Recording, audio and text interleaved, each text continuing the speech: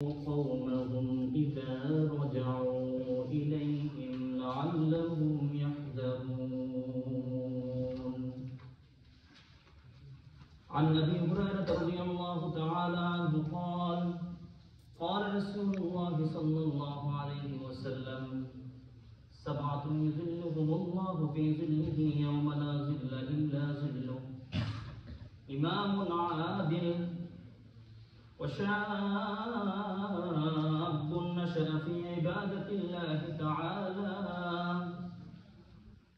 ورجل قلبه معلق بالمساجد، ورجلان تحابا في الله اجتمعا عليه وتفرقا عليه، ورجل دعته امرأة ذات منصب وجمال فقال إني أخاف الله، ورجل تصدق بصدقة فأخفاها حتى لا تعلم شماله ما تنفق يمينه، ورجل ذكر الله خاليا ففاضت عيناه. رواه البخاري ومسلم. بارك الله تعالى في القرآن العظيم وإيانا ونفعنا بالآيات والأحاديث الكريم. محترم حاضرین کرام،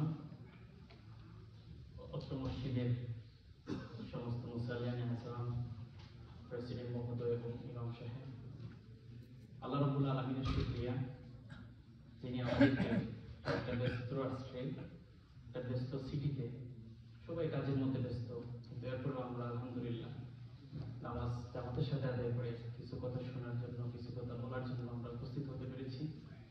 এটা অনেক বড় একটা পাওয়া, মহান রব্বুল আলামিনের অনুগ্রহ।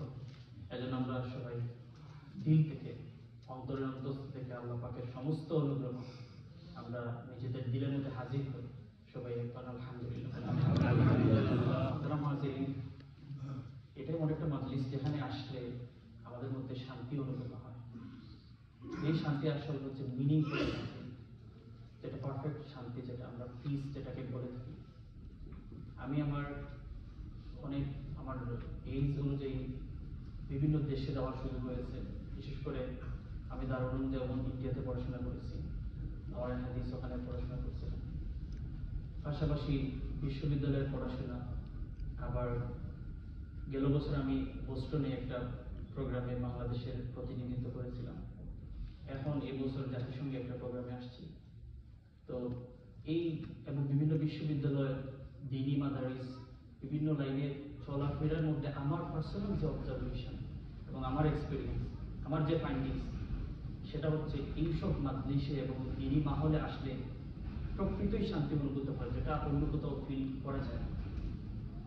এজন্য ওই শান্তিটা ওখানে অনুভূত হচ্ছে, যেটার জন্য এই আমেরিকা আমি এবার সেকেন্ডবার, তো অন্যান্য বিভিন্ন জেনারেল প্রোগ্রামে ছিলাম। আজকেও ইউনাইটেড নেশনের প্রোগ্রাম ছিল, ওটা শেষ করে এখানে আসা।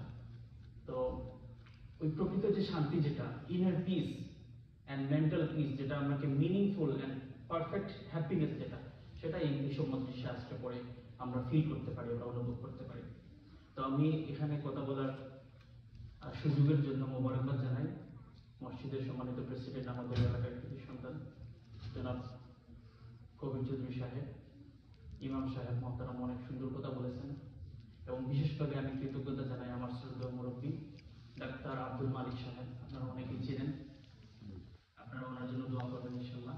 এবং আমার আরেকজন মুরব্বী শাহবাগ জামে মাদানী কাসিমুল এবং জকিগঞ্জে আমি পড়াশোনা করেছি, নওরাই হাদিস, সেখানে মুফতামিম লন্ডনে থাকেন, এখানেও এসেছিলেন। উনি আমাকে বলেছেন আপনাদের এখানে আপনাদের কাছে ওনার সালাম পৌঁছে দেওয়ার জন্য।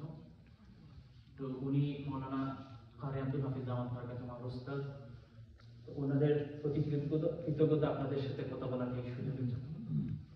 আমি আপনাদের সম্মুখে একটা হাদিস পাঠ করেছি, যে হাদিসে মূলত 7 শ্রেণীর মানুষকে আরশের দিনে আল্লাহ রাব্বুল আলামিন নিজেই ছায়া দেবেন, যে আরশের দিনে তার ছায়া ব্যতীত আর কারো ছায়া বা কোনো কিছু থাকবে না।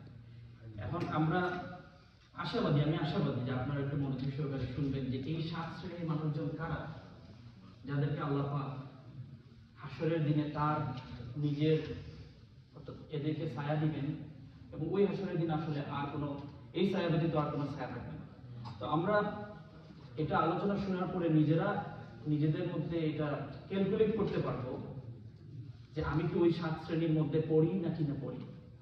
হয়তো এমন হতে পারে যে আমি এই 7 শ্রেণীর মধ্যে কয়েকটা শ্রেণীতে পড়ি, এই 7 শ্রেণীর মধ্যে কয়েকটা শ্রেণীতে অন্তর্ভুক্ত, তাহলে তো আমরা বুঝতে পারবো যে হাসরের দিনে আল্লাহর ছায়া আমরা পাবো।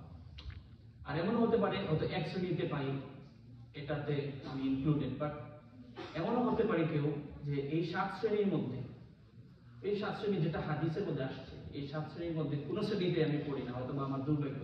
তো আলোচনার পরে এই আলোচনা আমরা নিজেদের মধ্যে যেমন বাস্তবায়ন করব, অন্যদের মধ্যে শেয়ার করবো যে এই 7 শ্রেণীর মানুষজন হাসরের দিনে আল্লাহ রাব্বুল আলামিনের বিশেষ ছায়া পাবে, যেই দিন তার ছায়া ব্যতীত আর কেউ কোনো ধরনের ছায়া থাকবে না।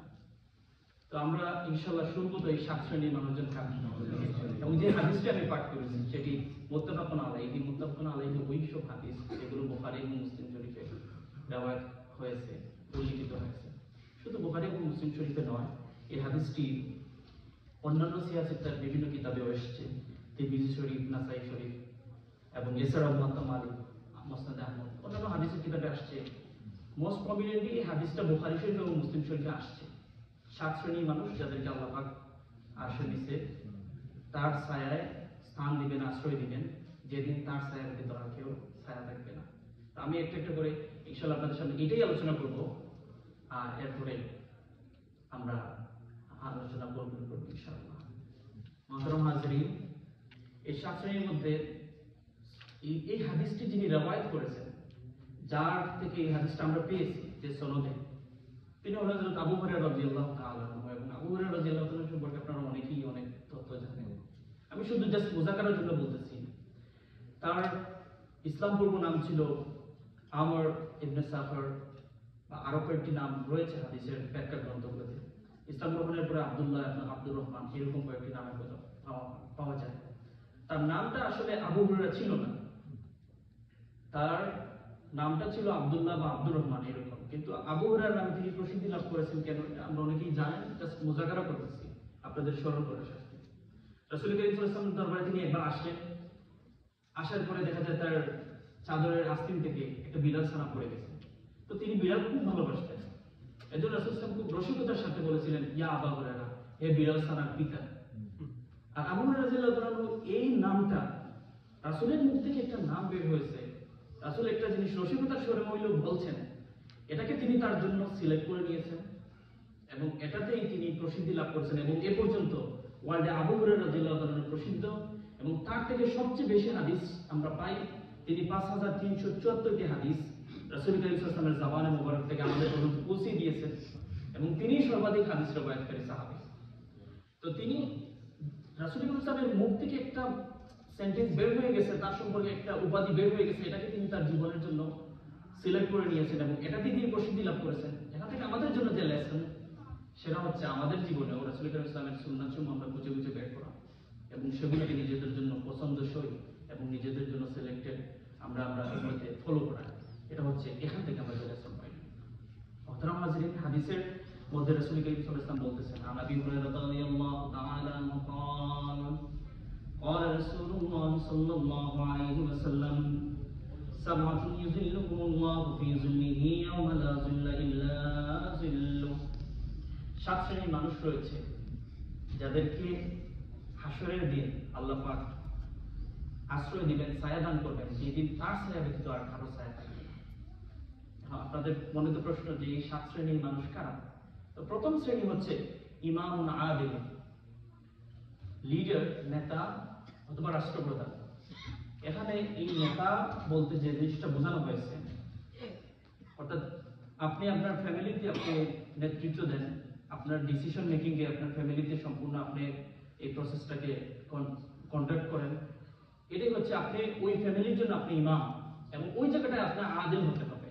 আপনি ন্যায় এবং ইনসাফের সাথে, রেসপন্সিবিলিটির সাথে আপনার ফ্যামিলির দায়িত্ব পালন করতে হবে, আপনার সোসাইটির দায়িত্ব পালন করতে হবে, আপনার কমিউনিটির যে দায়িত্ব সেই রেসপন্সিবিলিটি নিয়ে আপনাকে থাকতে হবে। মসজিদের কমিটি আছে, সেটাকে ওই রেসপন্সিবিলিটির মধ্যে আমানতদারিত্বের সাথে রাখা। তাহলে এইসব মানুষজন তো সবাই এখানে ইমামুন আদিলুন বলতে হচ্ছে যে ন্যায়পরায়ণ বাদশাহ অথবা দায়িত্বশীল ব্যক্তি। তো আমরা প্রত্যেকেই দায়িত্বশীল ব্যক্তি, প্রত্যেকেই আমরা এক এক না এক এক জায়গায় আমাদের দায়িত্ব রয়েছে, ফ্যামিলিতে রয়েছে, সমাজে রয়েছে, কমিউনিটিতে রয়েছে, আমাদের মসজিদে রয়েছে, আমাদের বিজনেসে রয়েছে, আমাদের স্টাডিতে রয়েছে, রিসার্চে রয়েছে, সব জায়গায় আমরা দায়িত্বশীল, আমরা responsible. So we have to be very clear and very responsible to our responsibility. And then এখানে একটা তিরমিজি শরীফের হাদিস আমি আপনাদের সামনে উল্লেখ করতে চাই। আল্লাহ রাসূল সাল্লাল্লাহু আলাইহি ওয়াসাল্লাম বলেছেন, আলা কুল্লুকুম রাঈন ওয়া কুল্লুকুম মাসউলুন আন রাঈয়াতিহি। তোমরা প্রত্যেকেই দায়িত্বশীল কোনো না কোনো জায়গায়, এবং তোমাদেরকে জিজ্ঞাসা করা হবে তোমাদের দায়িত্ব সম্পর্কে।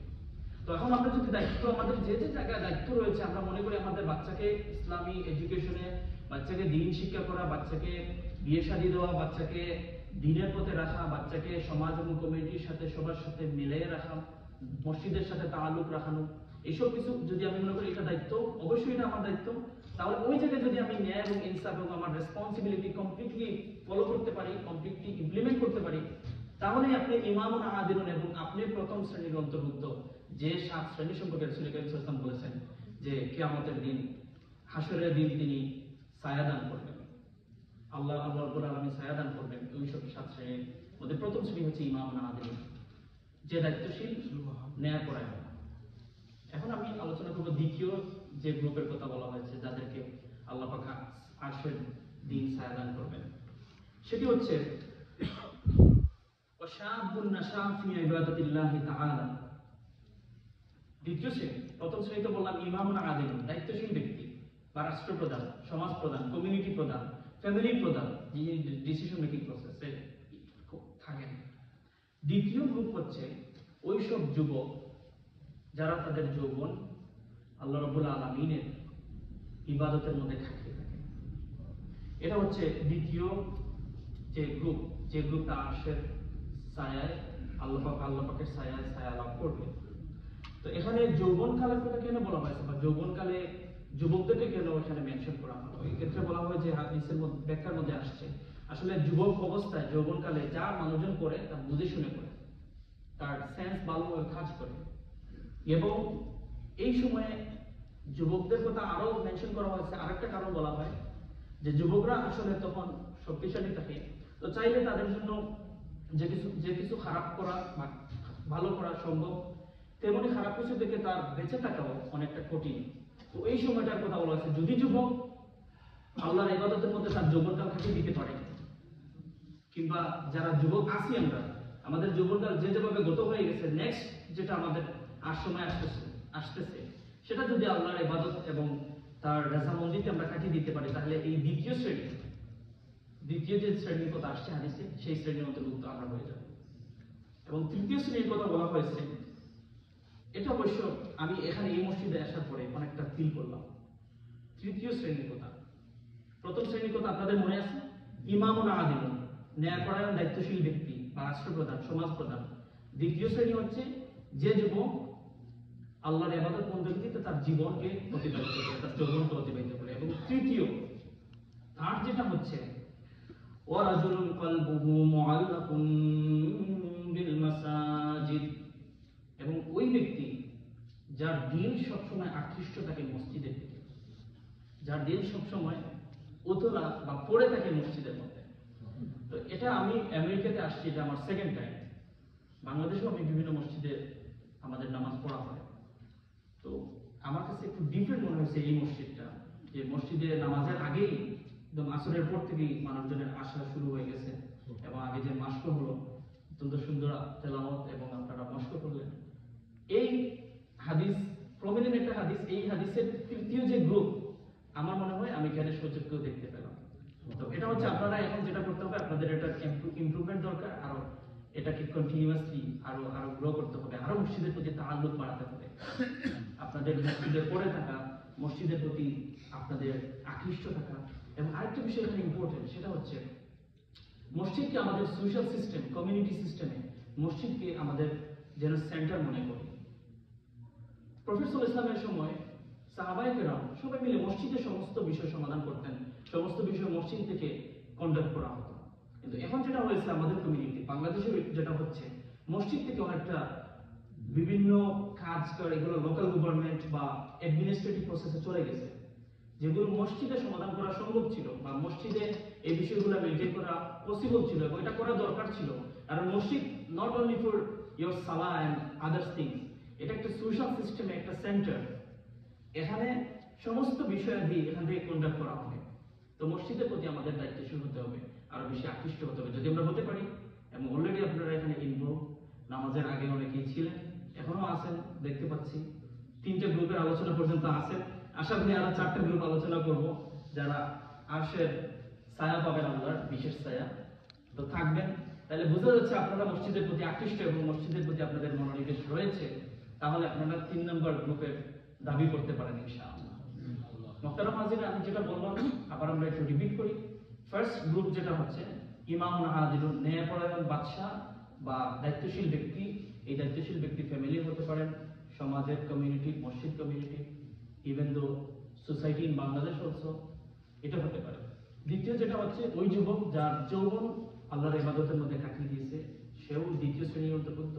তৃতীয় শ্রেণী যেটা, তৃতীয় শ্রেণী হচ্ছে ওইসব লোক যাদের দিন মসজিদের সাথে থাকে, মসজিদের সাথে দিন তাকে নামাজের সময় জামাতে নামাজ পড়ার বিষয়টা আছে, মসজিদকে তার সোশ্যাল সিস্টেমের সবকিছু মনে করা এবং এটার সাপোর্টে সবসময় থাকা, এবং এটার যে যে খিদমাত এবং অ্যাক্টিভিটিস আছে সেগুলোকে আরো কত বেশি এক্সপান্ড করা যায়, কত বেশি আরো এক্সপান্ড এন্ড ব্রড করা যায়, সেই চিন্তায় সবসময় থাকা, সেই চিন্তাশীল মানুষদেরকে হেল্প করা, এটাই তৃতীয় গ্রুপের মানুষ। তাহলে আমরা চতুর্থ গ্রুপে যেতে পারি ইনশাআল্লাহ। চতুর্থ গ্রুপ যেটা হচ্ছে রাসূল করিম সাল্লাল্লাহু আলাইহি হাদিসের মধ্যে বলতেছেন, ওয়ারাজুলান তাহাব্বা ফিল্লাহি ইজতামা আলাইহি ওয়া তাফাররাকা আলাইহি। এবং ওই দুই ব্যক্তি যারা একে অপরকে ভালোবাসে শুধু আল্লাহর জন্য, তারা একত্রিত হয় আল্লাহর জন্য, আবার তারা বিচ্ছিন্ন হয় আল্লাহর জন্য। ফোর্থ যে গ্রুপের কথা বলতেছি খেয়াল করবেন, চতুর্থ যে গ্রুপ, চতুর্থ যে শ্রেণী, সেটা হচ্ছে ওই দুই ব্যক্তি যারা একে অপরকে ভালোবাসে আল্লাহর জন্য, একত্রিত হয় আল্লাহর জন্য, আবার বিচ্ছিন্ন হয় আল্লাহর জন্য। এটা হচ্ছে চতুর্থ গ্রুপ। আমরা অনেকেই বুঝে গেছি এটার মিনিং কি। তারপরে এখানে আমি একটা হাদিস, মুসলিম শরীফের একটা হাদিস রেফারেন্স হিসাবে আপনাদেরকে উল্লেখ করতে চাচ্ছি। সেই হাদিসটা হচ্ছে, এটা তো বুঝতে পেরেছেন যে একজন আরেকজনকে ভালোবাসা, ভালোবাসাটা হতে হবে মহব্বতের জন্য, আল্লাহর জন্য, এবং যদি আল্লাহর জন্য ওনার সাথে বিচ্ছিন্ন করতে হয় সম্পর্ক, সেটাও করা। এটা হচ্ছে এই চতুর্থ গ্রুপ, যে গ্রুপটা আরশের ছায়া পাবে। আরশের মধ্যে আল্লাহর ছায়া বা হাশরের ময়দানে যে ছায়া, আল্লাহ পাকের বিশেষ ছায়া, সেটা পাবে। তো এখানে হাদিস যেটা মেনশন করতে চাচ্ছি সেটা মূলত আমাদের মধ্যে যে উই ফিলিং, আমরা একে অপরের সাথে যে বন্ধুত্বপূর্ণ সম্পর্ক, দ্বীনি মহব্বত, সেটা সম্পর্কে। অর্থাৎ আমি এক মুসলিম, আরেকজন মুসলিম, সে হোক বাংলাদেশি, সে অন্য একটা কান্ট্রি, অন্য একটা রিজিয়নের, African, black, white, not, it's not like to discriminate towards the Muslims. যে মুসলিম, তার প্রতি আমাদের রেসপন্সিবিলিটি এখানে আছে। অর্থাৎ তার প্রতি আমার ভালোবাসা থাকবে দ্বীনের ভালোবাসা, তার প্রতি ভালোবাসা থাকবে আল্লাহর জন্য ভালোবাসা, তার সাথে একত্রিত হবো আল্লাহর জন্য। তার সাথে যদি আমার বিচ্ছিন্নতা দরকার হয় তাহলে সেটাও যেন আল্লাহর জন্য হয়। তো এই ক্ষেত্রে হাদিস যেটা হচ্ছে মুসলিম শরীফের হাদিস, এই হাদিসটার মধ্যে আবার আমরা একে অপরের সাথে যে আমাদের যে সম্পর্ক, যেটা কমিউনিটি ফিলিং, এটা খুব সুন্দরভাবে আছে। এই জন্য এই হাদিসটা মাঝখানে আলোচনা করতে চাচ্ছি, এই জন্য আমরা যেন আমরা ভুলে না যাই এই 7 শ্রেণীর মানুষদের কথা। আচ্ছা, যেখানে হচ্ছে যে হাদিসটা হচ্ছে, মান নাফাসা আন মুমিনিন কুরবাতাম মিন কুরাবিদ দুনিয়া নাফাসাল্লাহু আনহু কুরবাতাম মিন কুরাবি ইয়াউমিল কিয়াম। হাদিসের মধ্যে রাসূল করিম সাল্লাল্লাহু আলাইহি ওয়াসাল্লাম বলতেছেন, কেউ যদি তার কোনো মুমিন ভাইয়ের বিপদসমূহের থেকে, দুনিয়ার বিপদসমূহের থেকে, দুনিয়ার বিপদসমূহের থেকে একটা বিপদকে মুক্ত করার জন্য বা একটা বিপদকে সলভ করার জন্য, একটা প্রবলেম সলভ করার জন্য সে হেল্প করে, তাহলে আল্লাহ কিয়ামতের দিন ওই যে সলভ করকারী, তার বিপদ আল্লাহ সলভ করবে। এটা মুসলিম শরীফের হাদিস, প্রবীণ হাদিস, সহিহ হাদিস। এবং এই হাদিসের মধ্যে দ্বিতীয় ফেজে যেটা আসছে, মান ইয়াসসারা আলা মুহসিন ইয়াসসারাল্লাহু আলাইহি ফিদ দুনিয়া ওয়াল আখিরা, এবং যে অভাবগ্রস্ত, অসুবিধাগ্রস্ত, সেই অসুবিধাগ্রস্তকে যদি কেউ তার অসুবিধাকে সুবিধা করে দেয়, অভাবকে দূর করার জন্য চেষ্টা করে, তাহলে আল্লাহ পাক দুনিয়া এবং আখিরাতে তার জন্য সহায়তাকারী, তার অসুবিধা দূরকারী হয়ে যাবে। এটা হচ্ছে হাদিসের দ্বিতীয় ফেজ। এবং হাদিসের তৃতীয় ফেজ, যেটা তৃতীয় পার্ট, সেটা হচ্ছে ওমান সাতারা মুসলিমান সাতারাহুল্লাহু ফিদ দুনিয়া ওয়াল আখিরাহ। যে মানুষটা অন্য মুসলিমের দুষ্ত্রুটি, আইব, বিচ্যুতি, তার একটা সমস্যা, এটাকে বা তার একটা গোপন বিষয়, সেটা গোপনীয় রাখবে, তার দোষ একটা হয়ে গেছে সেটা গোপনীয় রাখবে, আল্লাহ পাক দুনিয়া এবং আখিরাতে ওই ব্যক্তির দুষ্টটি গোপনে রাখতে পারবে। আমি যদি একজনের দুষ্টটি গোপন রাখি, তাহলে আল্লাহ পাক আমারও দুষ্টটি দুনিয়া এবং আখিরাতে গোপন রাখবেন। এটা হচ্ছে হাদিসের থার্ড ফ্রেজ। এন্ড ফোর্থ যেটা হচ্ছে ওয়াল্লাহু ফি আউনিল আবদি মা কানাল আবদু ফি আউনি আখিহি। আর যে ব্যক্তি বান্দার, নট অনলি মুমিন, এখানে কিন্তু মুমিনের কথা বলা হচ্ছে না, আল্লাহু ফি আউনিল আবদি মা কানাল আবদু ফি আউনি আখিহি। যে ব্যক্তি বান্দার সাহায্যে থাকবে, আপনি আপনার অমুকের সাহায্যে থাকবেন, আল্লাহ ততক্ষণ পর্যন্ত আপনার সাহায্যে থাকবেন যতক্ষণ আপনি আরেকজনের সহযোগিতা থাকবেন। এটা হচ্ছে একটা হাদিস আমি মিডিলে এই চতুর্থ শ্রেণীতে আলোচনা প্রসঙ্গে নিয়ে আসলাম। তাহলে আমরা আবার যাই আমাদের যে হাদিস যেটা আলোচনা করতেছি, আবু হুরায়রা রাদিয়াল্লাহু তাআলা থেকে বর্ণিত হাদিস, বুখারী এবং মুসলিমে আসছে। রাসূল সাল্লাল্লাহু আলাইহি ওয়াসাল্লাম বলতেছেন, আরশের দিন আর হাসরের ময়দানে যেই দিন আল্লাহর ছায়া ব্যতীত আর কিছু থাকবে না, কোনো ছায়া থাকবে না, সেই দিন 7 শ্রেণীর মানুষজন আল্লাহর বিশেষ ছায়া পাবে। এর মধ্যে প্রথম শ্রেণী হচ্ছে ইমামুন আদিলুন, ন্যায়পরায়ণ, দায়িত্বশীল ব্যক্তি, রাষ্ট্রপ্রধান, সমাজ প্রধান, কমিউনিটি প্রধান, ফ্যামিলি প্রধান। এবং সেকেন্ড হচ্ছে ওই যুবক তার যৌবন অতিবাহিত করেছে আল্লাহর ইবাদতে, আল্লাহর বন্দেগীতে। এবং তৃতীয় হচ্ছে ওই ব্যক্তি যে তার মসজিদের দিকে তার দিন সবসময় আকৃষ্ট থাকে, মসজিদ কেন্দ্রিক তার সমস্ত চলাফেরা, তার society, community, everything close to the মসজিদ and related to the masjid. And fourth যেটা আমরা বলতে চাচ্ছি, 4 নম্বর, যে দুই ব্যক্তি যাদের মধ্যে ভালোবাসা, মহব্বত আল্লাহর জন্য, তারা একত্রিত হয় আল্লাহর জন্য এবং তারা বিচ্ছিন্ন হয় আল্লাহর জন্য। এটা হচ্ছে 4 শ্রেণীর মানুষজন, আর বাকি থাকে 3 শ্রেণীর মানুষজন। এই 4 শ্রেণীর আলোচনার পরে অবশ্যই আপনারা বুঝতে পারতেছেন যে আমরা কোন কোন শ্রেণীতে পড়তেছি। হতে পারে আমি 2টা 3টা শ্রেণীতে পড়ে যাই, এখন আর বাকি আছে 3টা শ্রেণী, আমরা শুনতে চাই তো ইনশাআল্লাহ। আচ্ছা, এই হাদিসের মধ্যে আসছে যেটা হচ্ছে যে পঞ্চম শ্রেণীর কথা। পঞ্চম শ্রেণীর কথা আসছে, এটা very important for this society, for this country also. ওয়ারাজুলুন দাআতহু ইমরাআতুন যাত মানসাবিন ওয়া জামালিন ফাকালা ইন্নী আখাফুল্লাহ। ওই ব্যক্তি যাকে সুন্দর কুলখামিনী মহিলা ব্যভিচারের দিকে অথবা তার দিকে আকৃষ্ট করার চেষ্টা করেছে, কিন্তু ওই ব্যক্তি কি করেছে? সে বলেছে ইন্নী আখাফুল্লাহ, আমি আল্লাহকে ভয় করি। এটা এমন না যে একটা প্রস্টিটিউট আপনাকে ইনভাইট করবে ফর দ্য ব্যাড থিংস। এটার বর্তমান সোসাইটিতে এবং বর্তমান ওয়ার্ল্ডে টেকনোলজির যে অ্যাডভান্সমেন্ট হয়েছে, আপনার মোবাইলের মধ্যেও আপনি যদি স্ক্রল করেন, সেখানেও আপনি নগ্ন এবং খারাপ ছবি আপনার সামনে আসবে।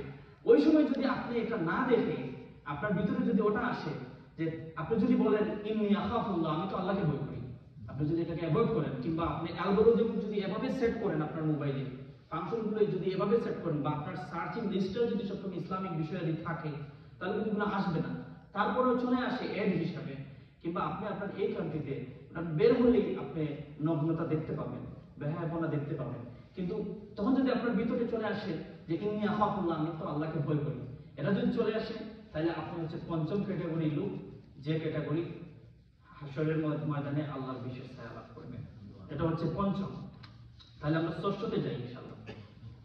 আচ্ছা, ষষ্ঠ যেটা হচ্ছে ওয়ারাজুলুন তাসাদ্দাকা বিসাদাকাতিন ফাআখফাহা হাত্তা লা তা'লামু শিমালুহু মা তুনফিকু ইয়ামিনুহু। ষষ্ঠ মানে 6 নম্বর ক্যাটাগরি যেটা, আমরা তো 2টা আছে এবং এই 2টা বলেই আমরা আলোচনা শেষ করব। আলোচনা অনেক লম্বা হতে পারে, কিন্তু অনেক ব্যস্ততা আছে আপনাদের, আমি নিজেও মুসাফির মানুষ, আরো কাজ আছে। তো 6 নম্বর যে ক্যাটাগরি, সেটা হচ্ছে ওই ব্যক্তি যে সাদকা করে এবং সেটাকে এমন গোপনীয়তা বজায় রাখে সাদকা করার মধ্যে, যে গোপনীয়তার এমন ধরনের গোপনীয়তা যে তার ডান হাতে কি দিয়েছে বাম হাতে জানে না। It's an example. কিন্তু এখানে একটা বিষয় আছে, যাকাতের যে বিষয়, এটা কিন্তু আপনি প্রকাশ্যে দিবেন। অন্যান্য যে ডোনেশন আছে, এটা আপনি গোপনে দিলে ভালো। আরেকটা জিনিস একটু ক্লিয়ার করে দিই আপনাদের কাছে, হয়তো কনফিউশন থাকতে পারে।